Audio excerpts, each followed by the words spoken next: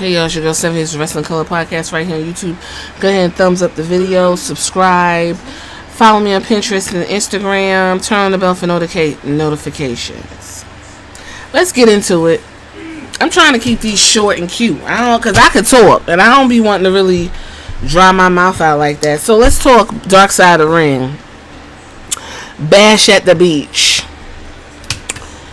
So we already know that Hulk Hogan's a piece of dog shit, and this really, if there was like a nail missing from the coffin, this put it in there for me.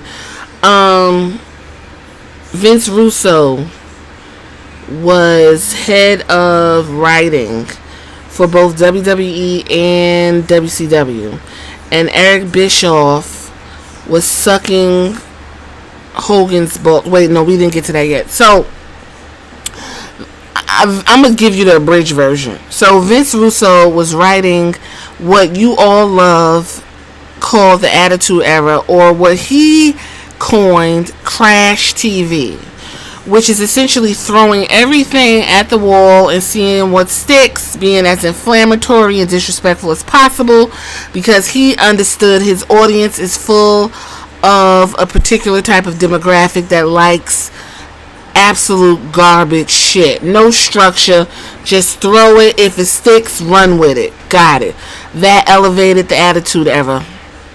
So WCW was over there trudging along. Vince McMahon and Vincent Russo had a conversation, and Vince Russo said what told him to pack his things and leave was he told Vince that he wanted more time off to go be with his family. Vince McMahon said, get a nanny.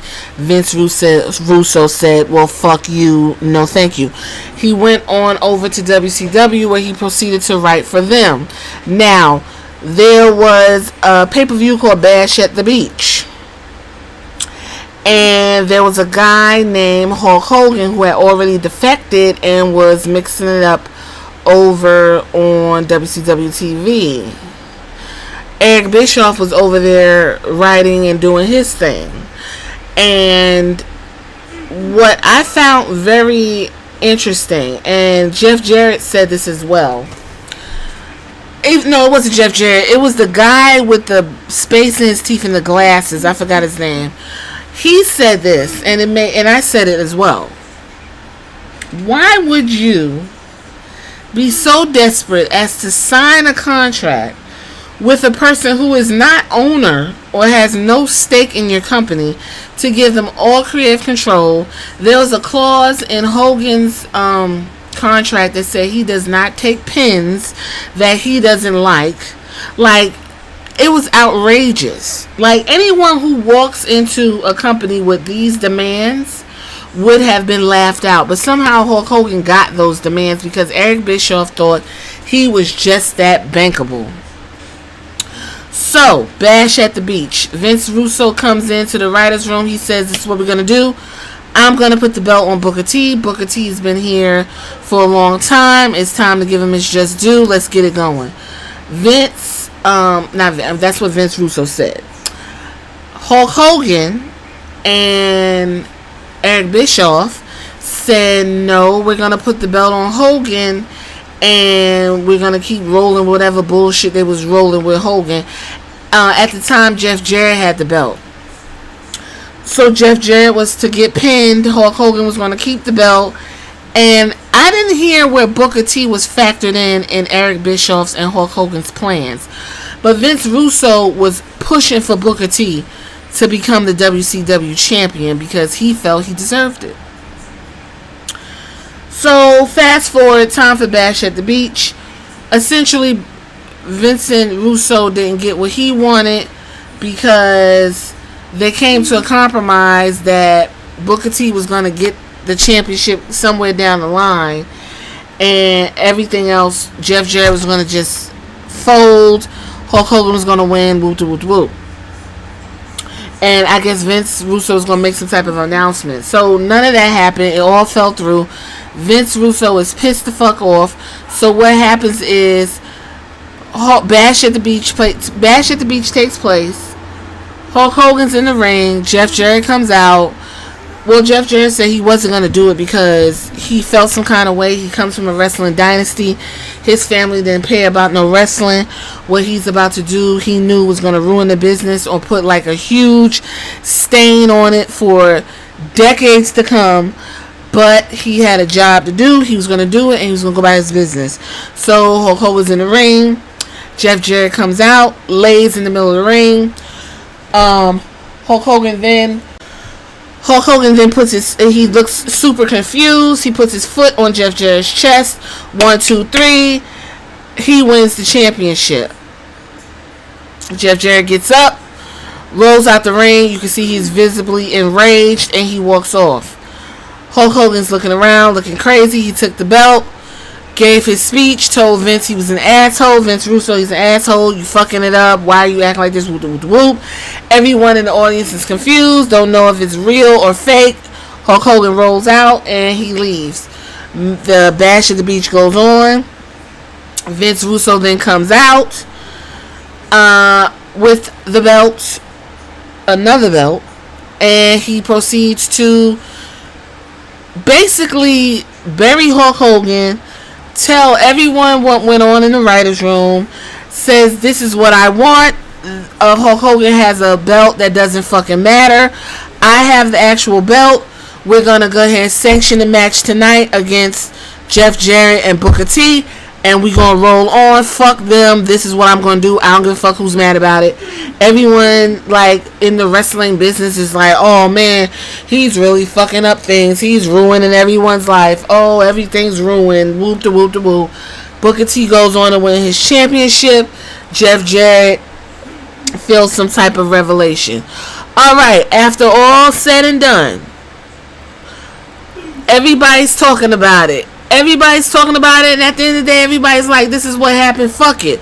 But Hulk Hogan is like, no, brother, not over me.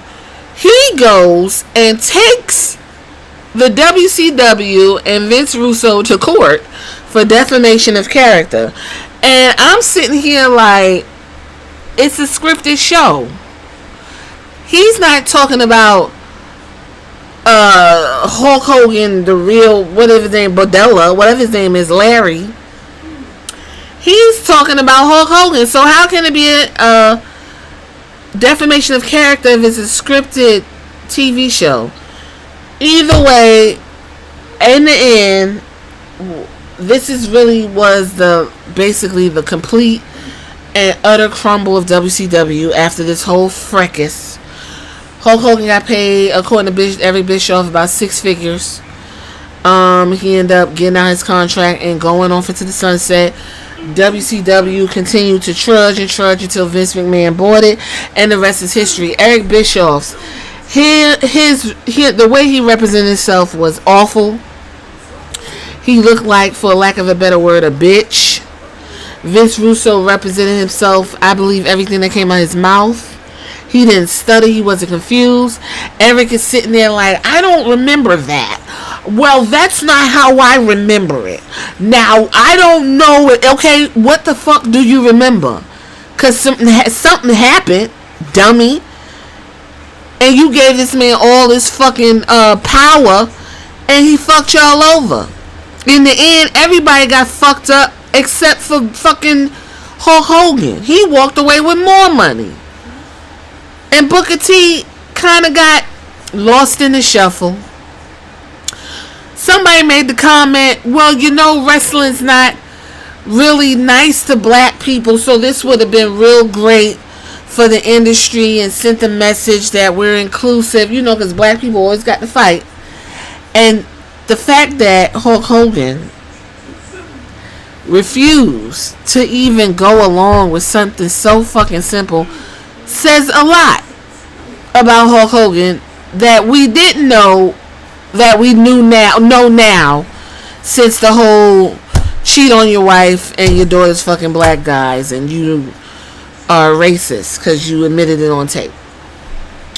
Eric Bischoff, just terrible business move.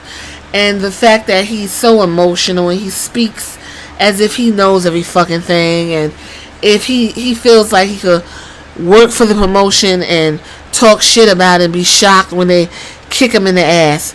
I'll leave it at this. I was completely disgusted. I don't really understand. Maybe I never understood why people didn't like Vince Russo, but this I like Vince Russo the way he was very passionate about what he was trying to do here, agenda or not. Now, when I found out that he's the one that wrote all that Crash TV for WWE, I then remind myself on why I frown at Vince Russo, because that television was extremely damaging to a lot of people, including the wrestlers and the people watching it. Jeff Jarrett said something in the end that just resonated. He said Hulk Hogan, for somebody who is always talking about the business and always talking about how important the business is and how you got to keep it, a buck, he didn't understand why he took everybody to court. He said, did he have anybody's best interest at heart, or was it all about finessing motherfuckers out of money? Finesse the whole company out of fucking business. And Jeff, we'll never know, because Hulk Hogan, all he does is lie and continue to, do interviews and look a fucking mess, and he's a fucking liar. That Dark Side of the Ring was very eye-opening. I appreciate it. You tell me what you think about it in the comments later.